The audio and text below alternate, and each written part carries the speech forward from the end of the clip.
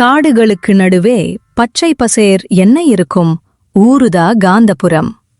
இந்த ஊர்ல வாழும் மக்கள் சூரியன் உதிப்பதற்கு முன்னாடி எந்திரிச்சு வயக்காட்டுக்கு போயிட்டு சூரியன் மறையும் போது வீட்டுக்கு வருவாங்க. இந்த ஊரில தென்னப்பன் என்ற ஒரு வயதான மனிதர் வாழ்ந்துட்டு வராரு. தென்னப்பன் கிட்ட ஒரு நல்ல பழக்கம் ஒண்ணு இருந்துச்சு. அதாவது யார் வந்து சாப்பாடு கேட்டாலும் இல்ல உதவி கேட்டாலும் செய்கிற பழக்கம். ஐயா வணக்கம். ரொம்ப தூரத்துல இருந்து வர்ற, ரொம்ப பசிக்குதையா, சாப்பாடு இருந்தா கொடுங்க. சாப்பிட்டு இன்னைக்கு ஒரு நாள் மட்டும் நீங்க தங்கிட்டு நாளைக்கு என் பயணத்தை தொடங்குகிறேன். தயவு கூறுங்கள் ஐயா. வாங்க, ரொம்ப களைப்பா வந்திருக்கிறீங்க. வாங்க சாப்பிட்டு அப்புறம் ஓய்வு எடுங்க. ஐயா உங்களுக்கு ரொம்ப நன்றி. இவ்வளவு அருமையான சாப்பாடு எனக்கு கொடுத்திருக்கிறீர்கள். அதுக்காக உங்களுக்கு ரொம்ப நன்றி சொல்கிறேன். சரிங்க, நீங்க சாப்பிட்டு ஓய்வு எடுங்க. இப்படி தன்னால முடிஞ்ச உதவியும் சாப்பாட்டையும் இல்லாதவங்களுக்கு கொடுத்து ரொம்பவே சந்தோஷமா வாழ்ந்துட்டு வந்தாரு தென்னையா. தென்னப்பனுக்கு மங்கம்மா என்ற மனைவி இருந்தாங்க. இவங்க ரொம்ப வசதிய வாழணும்னு ஆசைப்படுவாங்க. ஆனா தென்னப்பனோ இருக்கிறது வச்சு சந்தோஷமா வாழணும்னு ஆசைப்படுவாரு. இதற்கிடையில்தான், என்னடி மங்கம்மா, சாப்பாடு ரெடி ஆயிடுச்சா? யாரெல்லாம் ரொம்ப சோர்வா சாப்பிட வருவாங்க அவங்களுக்கு சாப்பாடு கொடுக்கணும். தயாரா எடுத்து வச்சுக்கோ. அட போங்க, நீங்க வேற. இப்படி வரவங்களுக்கெல்லாம் நான் சமைச்சு போட்டுக்கிட்டே இருந்தா நம்ம நிலைமை எப்படி ஆகும்? அதுவும் நமக்கே வயசாயிருச்சு, நமக்குன்னு கொஞ்சம் சேர்த்து வச்சாதானே உடம்பு சரியில்லாத காலத்துல நமக்கு உதவும். அட, நீ இந்த மாதிரி பேசுறத விடவே இல்லையா? நான் எத்தனை தடவை சொல்லியிருக்கிறேன், நமக்கு உண்மையான சந்தோஷமே மத்தவங்கள சந்தோஷப்படுத்தி பாக்குறது தான். அது ஏன் உனக்கு புரியவே மாட்டேங்குது? யார் எனக்கு புரிய மாட்டேங்குதா? உங்களுக்கு தாங்க புரிய மாட்டேங்குது. இருக்கிறது எல்லாம் எடுத்து கொடுத்துட்டீங்கன்னா நம்ம ஒன்னும் இல்லாம தான் நிக்கணும். உங்களுக்கு சொல்லி புரிய வைக்க முடியாது. என்னமோ பண்ணுங்க. இப்படி ஒவ்வொரு நாளும் இவங்க 2 பேத்துக்கும் சண்டை வந்துகிட்டு தான் இருக்கும். ஒரு நாள் வீட்டுக்கு சாப்பிட ஒருத்தவங்க வராங்க. அப்ப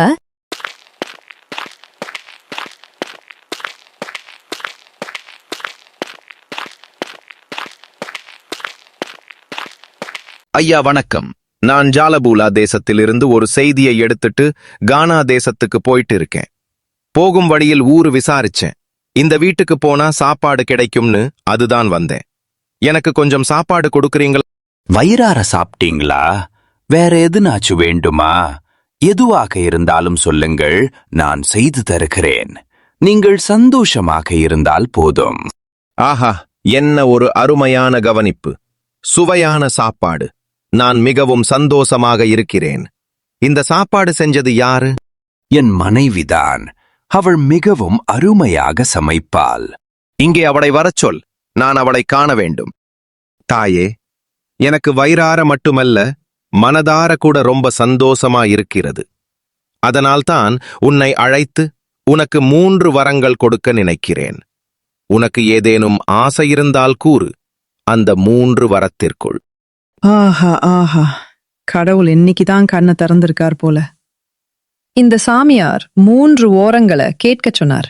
என்ன கேட்கறது? சரி, முதலாவது வரமா பெரிய வீட கேட்போம். 2வது வரமா நிறைய தங்கத்தை கேட்போம். 3வது வரத்தை யோசித்து கேட்டுக்கிடுவோம். ஐயா, முதல் வருமா எனக்கு பெரிய வீடு வேணும். 2வது வருமா நிறைய தங்க வேணும். தயவு கூறி இத மட்டும் எனக்கு கொடுங்கள் ஐயா. மங்கம்மாவோட பேராசைய உணர்ந்த சாமியார் அவர்களுக்கு ஒரு பாடத்தை கற்பிக்க நினைச்சாரு.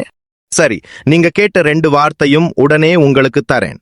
ஆனா 3வது வரத்தை நான் காணாத தேசத்துக்கு போயிட்டு திரும்பி வர்றப்ப தருகிறேன்.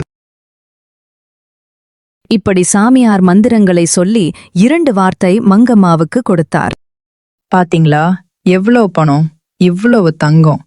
இனிமே நம்ம இந்த ஊர்ல நம்ம தான் பணக்காரங்க. நீ அவசரப்பட்டுட்ட. இதெல்லாம் நிரந்தரமா இருக்காத. கொஞ்சம் யோசிச்சு நீ அந்த 3 வரத்தை கேட்டிருக்கலாம். சரி, கேட்டுட்ட. உன்னோட ஆசைக்கு நான் குறுக்க நிக்க மாட்டேன். சரிங்க, இப்போது என்னோட நிலைமை உங்களுக்கு புரிஞ்சிருக்குமே. இனியும் சமைச்சு போடணுமா? கண்டிப்பா.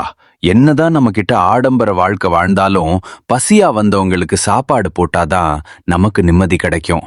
அதனால இனிமேலும் சாப்பாடு உதவி பண்றதையோ விடக்கூடாது, புரியுதா? இப்படியே நிறைய தங்கத்தை பார்த்தவுடன் மங்கம்மாவுக்கு தூக்கமே வரவில்லை. தங்கத்தை யாராவது தூக்கிட்டு போயிருவாங்களோ பயத்திலேயே மங்கம்மா இரவு முழுவதும் முழிச்சிட்டு தான் இருந்தாங்க. என்ன மங்கம்மா, இரவு தூங்கவே இல்லையா? தங்கத்தை பார்த்துட்டு நிக்கிற. இல்லங்க, தங்கத்தை இரவுல யாராச்சும் திருடன் வந்து எடுத்துட்டு போயிடுவானோ என்ற பயத்துல தூக்கமே வரல. நான் தான் ஆரம்பத்திலேயே சொன்னேன், பணம் அதிகமா இருந்தால் நிம்மதி இருக்காதுன்னு. இதுக்கு முன்னாடி நீ இரவு ஒரு நாள் கூட தூங்காம இருந்தது கூட கிடையாது. ஆனா இவ்வளவு தங்கத்தை பார்த்தவுடன் தூக்கம் போய்விட்டது. நான் இப்பவும் சொல்றேன், இருக்கிறத வச்சு நிம்மதியா வாழ்க்கையை நடத்தணும். அதிகமா ஆசைப்பட்டா இப்படித்தான். இப்ப புரியுதுங்க. நான் அவசரப்பட்டு வீடும் பொருளும் வேணும்னு கேட்டுட்டேன். அந்த சாமியார் வரட்டும், கடைசி வரத்தை எப்படி கேக்குறேன் பாருங்க.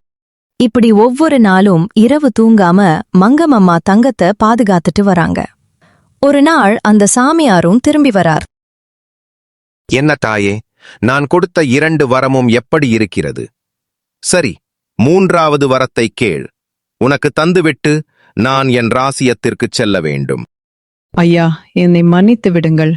நான் 2 வரத்தையும் தவறாக கேட்டுவிட்டேன். மீதி ஒரு வரம் இருக்கிறதல்லவா, அதில் நான் மீண்டும் என் பழைய வீட்டிற்கு செல்ல வேண்டும். வருவோருக்கு வயிறார சாப்பாடு அளிக்க வேண்டும். அந்த சாப்பாடு அளிக்கிறதுக்கு மட்டும் ஒரு பானை எனக்கு வேண்டும். அதில் எவ்வளவு சாப்பாடு எடுக்கிறேனோ குறையாத அளவுக்கு வந்து கொண்டிருக்க வேண்டும். அப்படிப்பட்ட ஒரு பானையை எனக்கு தந்தருளும். இதுதான் என்னுடைய கடைசி வரம். சரி, உன்னுடைய கடைசி வரம் நிறைவேறியது. இப்படி சொன்ன உடனே தென்னப்பனும் மங்கம்மாவோ அவங்களோட பழைய வீட்டுக்கு போயிட்டாங்க. அவங்க முன்னாடி ஒரு பெரிய பானை இருந்துச்சு. அந்த பானைக்குள்ள நிறைய சோறு இருந்துச்சு.